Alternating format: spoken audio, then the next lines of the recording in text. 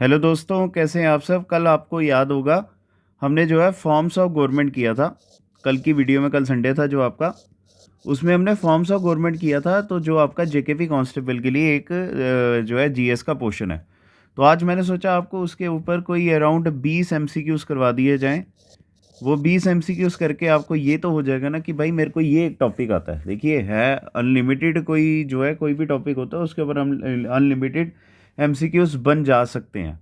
पर देखिए, कम से कम 20 तो करें, क्योंकि नया नया ताज़ा ताज़ा आपने वो टॉपिक पढ़ा होगा तो साथ में ही उसके एमसीक्यूज करोगे तो आपका एक जो है टॉपिक पूरी तरह से एक तरह का होल्ड हो जाएगा उसके ऊपर। तो चलिए फिर आज के टॉपिक को शुरू करते हैं और फिर इसको जो है टॉपिक की प्रॉब्लम को ख़त्म करते हैं। तो देखिए, पहला क्वेश्चन आता है, it is a type of government in which the power is held by one or more military officers. अब बताइए इसका क्या आंसर आएगा। ठीक है, ये कौन सी गवर्नमेंट है जिसमें पावर जो है यहाँ एक बड़े ज़्यादा जो है ग्रुप्स होते हैं मिलिट्री ऑफिसर्स के, उनके द्वारा जो है ये पावर को होल्ड किया जाता है। अगर आपने इसके ऊपर फॉर्म्स ऑफ गवर्नमेंट के ऊपर नहीं पढ़ा हुआ है तो आप हमारी कल ही जो है वीडियो के ऊपर मैंने इसके ऊपर लेक्चर दिया था, तो आप वहाँ पे जाके इसको देख सकते हैं। तो इसका जो है क्या आंसर आएगा, इसका आएगा ऑप्शन नंबर ए, मिलिट्री डिक्टेटरशिप। ठीक है, क्या आंसर आएगा इसका, ऑप्शन नंबर ए, मिलिट्री डिक्टेटरशिप। यहाँ पर ही ऐसा होता है कि क्या होता है कि जो क्या कहते हैं इसके मिलिट्री ऑफिसर्स होते हैं वो क्या करते हैं, फिर कंट्री की कमांड चलाते हैं। ठीक है, अगर आपसे एग्जांपल्स पूछी जाएं, कभी अगर एग्जांपल्स पूछी जाएं कि भाई कौन कौन सी कंट्रीज़ हैं जहां पर कभी डिक्टेटरशिप रह चुकी है या कभी अभी भी अगर चल रही है, तो वो कौन कौन सी कंट्रीज़ आएंगी। पहले आती है माली। ठीक है, माली के बाद आती है आपकी म्यांमार। म्यांमार में भी मिलिट्री डिक्टेटरशिप रह चुकी है। चैड आता है आपका। ठीक है, गिनिया आता है, फिर आपका गिनिया आ गया, फिर आपका सूडान आ गया। ठीक है, फिर बुर्किना फासो, बुर्किना फासो हो गया आपका। फिर उसके बाद निगर, एंड लास्ट आती है आपकी गैबॉन। ठीक है, निगर और उसके बाद कौन सी आती है, गैबॉन। ये टॉप की 8 स्टेट्स हैं या 8 कंट्रीज हैं जहां पर मिलिट्री डिक्टेटरशिप रह चुकी है। ठीक है, कौन कौन सी, Mali, Myanmar, Chad, Guinea, Sudan, Burkina Faso, Niger और गैबोन जो है, ये 8 कंट्रीज थी जहां पर डिक्टेटरशिप, मिलिट्री डिक्टेटरशिप रूल जो है रहा हुआ है। ठीक है, तो चलिए नेक्स्ट क्वेश्चन करते हैं। अब देखिए, इन्होंने क्वेश्चन पूछा है, डिक्टेटरशिप गवर्नमेंट में पॉलिटिक्स जो है किसके द्वारा कंट्रोल किया जाता है। ऑप्शन नंबर ए, मिलिट्री जनरल, डिक्टेटर, प्रेसिडेंट, या ऑप्शन नंबर डी आता है पीएम। तो बताइए इसका क्या आंसर आएगा। ठीक है, इसका जो है ऑप्शन नंबर बी आएगा, डिक्टेटर। ठीक है, जिसकी आपको अगर एग्जांपल कभी पूछी जाए तो वो सबसे बेस्ट कौन सी कंट्री आएगी, जर्मनी, जहां पर डिक्टेटरशिप रह चुकी है। ठीक है, तो चलिए थर्ड क्वेश्चन के ऊपर चलते हैं, which was the first country to introduce democracy. बड़ा ही अच्छा क्वेश्चन है आपके लिए। तो अगर आपसे बड़ा मतलब देखिए, जेकेपी कांस्टेबल का एग्ज़ाम है, ज़्यादा मुश्किल नहीं हम एक्सपेक्ट करें कि ज़्यादा मुश्किल नहीं होगा। तो अगर उन्होंने यहाँ पर टाइप्स ऑफ गवर्नमेंट के बारे में अगर पूछना होगा तो मेरे हिसाब से वो डेमोक्रेसी के बारे में ही पूछेंगे। डेमोक्रेसी के बारे में तो हमें पता है कि क्या होता है, it is a government by the people, for the people, through the people. ठीक है, पर हाँ ये पूछा जा सकता है, एक अनएक्सपेक्टेड चीज़ पूछी जा सकती है कि कौन सी कंट्री थी जिसने सबसे पहले क्या किया, डेमोक्रेसी को इंट्रोड्यूस किया, और इसका आंसर आएगा ऑप्शन नंबर डी, एथेंस।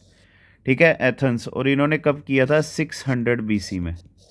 ठीक है, 600 बीसी में किया था ये। तो चलिए नेक्स्ट क्वेश्चन के ऊपर चलते हैं। आपका फोर्थ क्वेश्चन आता है, in democracy who remains the sole sovereign. Sovereign का मतलब होता है डिसीजन मेकर्स। ठीक है, क्या होता है, डिसीजन मेकर्स मतलब होता है इसका सोवेरियन का। तो डेमोक्रेसी के बारे में अगर पूछा जाए तो कौन होते हैं सोल सोवेरियन, ये आप बिना देखे बिना झिझक से आप बता सकते हैं कौन लोग होंगे, इट इज़ द पीपल। ठीक है, इसका क्या आंसर आएगा, ऑप्शन नंबर ए आएगा। क्योंकि फिर से मैं आपको बता दूं, डेमोक्रेसी का मतलब क्या होता है, गवर्नमेंट बाय द पीपल। ठीक है, by the people, for the people, और लास्ट क्या आता है, थ्रू द पीपल आता है।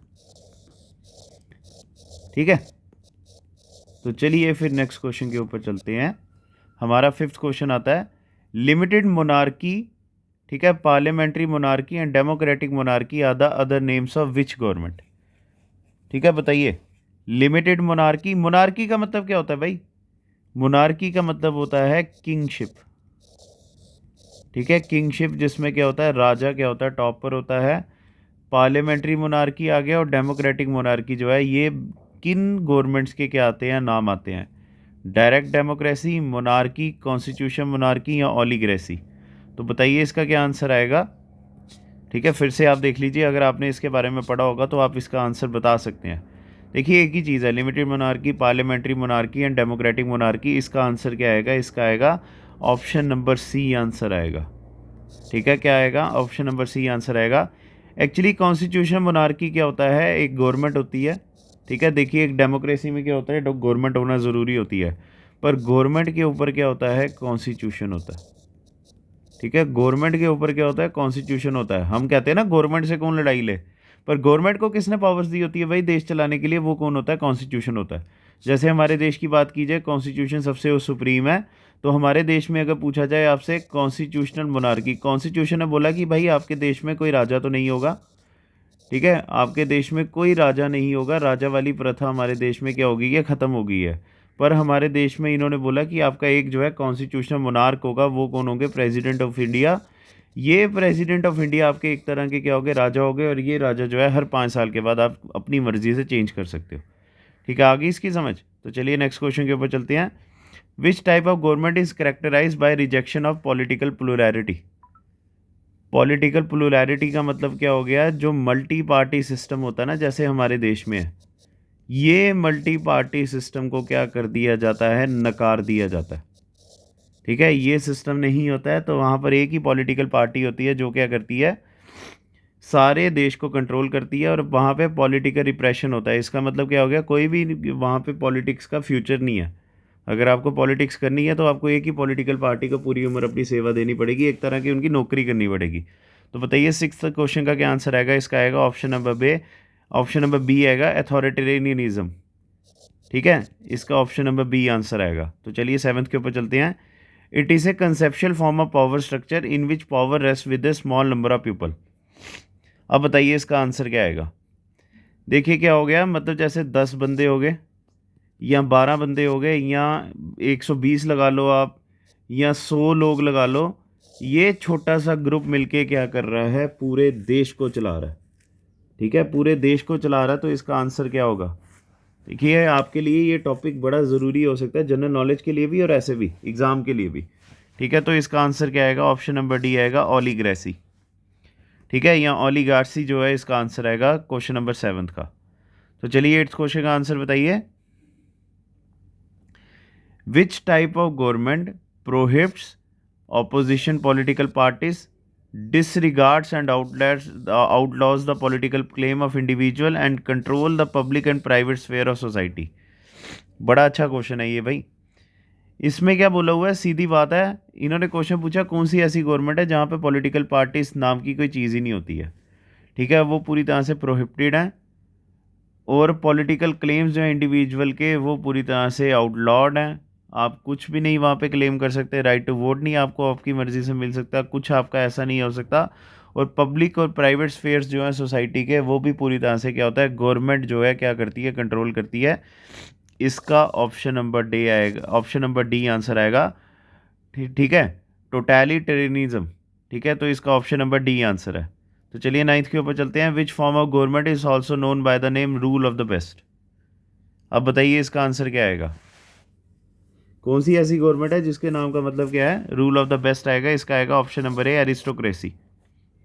ठीक है, तो चलिए 10th के ऊपर। Which government places power in the hands of A small privilege ruling class? अब बताइए इसका आंसर क्या आएगा। इसका भी जो है ऑप्शन नंबर ए आंसर आएगा, एरिस्टोक्रेसी। देखिए पहले पता क्या होता था, जो अमीर लोग होते थे ना, जैसे फ्रांस की बात करते हैं। ठीक है, फ्रांस की अगर बात करते हैं, यहाँ पर भी क्या होता था, जो अमीर लोग होते थे वही क्या करते थे, देश को चलाते थे। और वहाँ के ही उनके अमीर लोगों के क्या होते थे, कुछ बेसिक फंडामेंटल राइट्स होते थे, जो आम नागरिक थे उनके, उनका कुछ भी राइट्स नहीं होते थे। तो इसका तभी ऑप्शन नंबर ए आएगा, एरिस्टोक्रेसी। जब क्या होता है, अमीर लोगों को ज़्यादा प्रिविलेजेस मिलती हैं, उनके लिए स्पेसिफाइड जो है लॉस बनते हैं, और गरीब लोगों को नकार दिया जाता है। तो चलिए 11th क्वेश्चन के ऊपर चलते हैं। It is A form of government in which the ruler maintains their power through political repression of any opposition. ठीक है, बताइए इसका आंसर क्या होगा। रूलर जो है पूरी तरह से पावर अपनी मेंटेन करता है, पॉलिटिकल रिप्रेशन होती है किसी भी अपोजिशन पार्टी की। तो इसका आएगा option number B answer, autocracy. ठीक है, ऑटोक्रेसी आंसर आएगा। अब आता है which of the following is not an example of non democratic form of government. बताइए, plebiscite, monarchies, dominant party regime या डिक्टेटरशिप। बताइए इसका आंसर क्या आएगा। इसका आएगा ऑप्शन नंबर ए, प्लेबिसाइड। ठीक है, प्लेबिसाइड इसलिए, प्लेबिसाइड तो पहले आंसर आएगा। अब इसका मीनिंग क्या है। प्लेबिसाइड का मीनिंग होता है पीपल्स वोटिंग। जब लोग क्या करते हैं, देखिए ये ना आप नॉर्मल जैसे जनरल इलेक्शन हमारे लोकसभा या स्टेट्स के हुए ना, उसके साथ नहीं कंपेयर करना। प्लेबिसाइड का मतलब होता है कि यार लोगों से ना एक सिंपल वोटिंग करनी चाहिए, की जाती है उसमें ये पूछने के लिए कि आप क्या करना चाहते हो। आप ये चीज़ को रखना, जैसे देखो हमारे देश में आपको पता ही है जो एलओसी वाला मुद्दा है। एलओसी वाला मुद्दा जो है हमारे जम्मू एंड कश्मीर में कैसे सॉल्व होगा, वो होगा प्लेबिसाइड से। यूएन कहता है कि हम क्या करेंगे, यहाँ पर ना पूरी जम्मू कश्मीर की आवाम से वोटिंग करवा के पूछेंगे कि आप क्या करना चाहते हो, पाकिस्तान के साथ जाना चाहते हो या इंडिया के साथ। तो उसको लोगों की वोटिंग कहा जाता है और ये एक डेमोक्रेटिक फॉर्म ऑफ गवर्नमेंट होती है।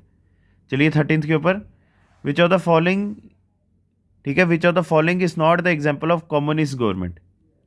कम्युनिज्म जो है कौन सी कंट्री नहीं फॉलो करती है, तो इसका आंसर आएगा option number D, America. China, Cuba, Leos जो है ये सब कम्युनिस्ट गवर्नमेंट्स के पैटर्न को क्या करते हैं, फॉलो करते हैं। चलिए 14th के ऊपर, विच of the following government is the exploitation of people and resources by foreign group. बड़ा आसान क्वेश्चन है, हमारी इसकी पहले एग्जांपल आ सकती है इंडिया। ठीक है, इंडिया, श्रीलंका भी इसकी एग्जांपल रह चुका है, जितनी अफ्रीकन आप कंट्रीज़ कह सकते हैं ये सब उसके एग्जांपल रह चुकी हैं। तो इसका आएगा ऑप्शन नंबर डी, कॉलोनिज्म। ठीक है, हमारी इंडिया कॉलोनाइज था ना पहले ब्रिटेन के द्वारा।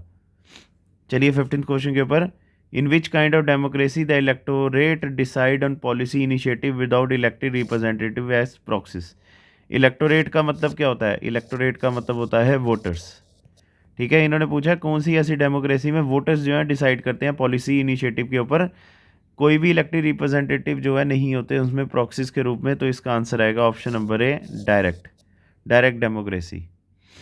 चलिए 16 के ऊपर, in which government the decision makers are selected based on their expertise in a given area of responsibility. ये जैसे क्या होते हैं, साइंटिस्ट हो गए, ठीक है, साइंटिस्ट हो गए, इकोनॉमिस्ट हो गए, ये लोग क्या करते हैं, देश को चलाते हैं। और ये ऐसी कौन सी गवर्नमेंट होती है, इसका नाम आएगा ऑप्शन नंबर है, टेक्नोक्रेसी। ठीक है, चलिए 17th के ऊपर, in which government one or more religious deities are recognised as supreme ruling authorities. ठीक है, जहाँ पर क्या किया जाता है, धर्म को बोला जाता है कि भाई धर्म के हिसाब से आपके जो है लॉस बनेंगे। ठीक है, भगवान की जो है मूर्ति को वहाँ पे जो है गॉडली फिगर को बोला जाता है कि ये आपके रूलर हैं। और जो रूल्स हैं वो क्या किया जाता है, रिलीजियस बुक से बनाए जाते हैं। तो इसका बताइए आंसर क्या आएगा, टेक्नोक्रेसी, डेमोक्रेटिक, डायरेक्ट डेमोक्रेसी या ऑप्शन नंबर डी, थियोक्रेसी। बताइए, इसका आएगा ऑप्शन नंबर डी, थियोक्रेसी, जिसकी एग्जांपल आप कह सकते हो वेटिकन सिटी। वेटिकन सिटी में थियोक्रेसी ही कंसेप्ट चलता है वहाँ पे। ठीक है, क्रिश्चियन लॉज के हिसाब से वो जो है देश चलता है। चलिए 18th का आंसर बताइए, विच of the following country has not adopted theocratic government.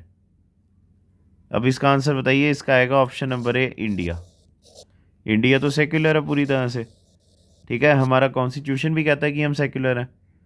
चलिए बात है 19th question, which of the following government has once aristocratic government. अब बताइए इसका आंसर क्या आएगा, रशिया, चाइना, यूके या option number D, all of the above. इसका आंसर आएगा option number D, all of the above. ठीक है, अब चलिए 20th के ऊपर चलते हैं। It is a political system where a monarch shares power with a constitutionally organize government.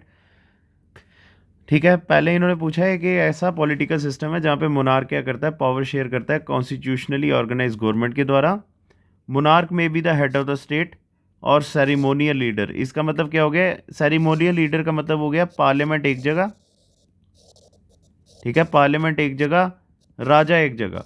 राजा ने पार्लियामेंट ने राजा से कुछ नहीं पूछना, या राजा ने पार्लियामेंट से कुछ नहीं पूछना। इसके लिए कोई लॉ नहीं बनेंगे इसको दबाने के लिए। But they generally have little और टू नो पॉलिटिकल पावर। ठीक है, लिटल टू और नो पॉलिटिकल पावर। अब बताइए इसका आंसर क्या आएगा, इसका आएगा option number B, constitutional monarchy. ठीक है, इसका भी कॉन्स्टिट्यूशन मोनार्की जो है आंसर आएगा। ठीक है, तो चलिए दोस्तों, आज आपका एमसीक्यू सेशन जो है ये भी ख़त्म होता है हमारा फॉर्म्स ऑफ गवर्नमेंट के ऊपर। अगर आपको हमारी वीडियो पसंद आई होगी तो लाइक ज़रूर कीजिएगा, कमेंट सेक्शन पे बताना कि क्या ये वीडियो बेनिफिशियल थी या नहीं। अगर आपने हमारे चैनल को सब्सक्राइब नहीं किया हुआ तो सब्सक्राइब कर लीजिएगा और अपने दोस्तों के साथ हमारे चैनल को शेयर ज़रूर कीजिएगा। तो thank you guys, God bless you.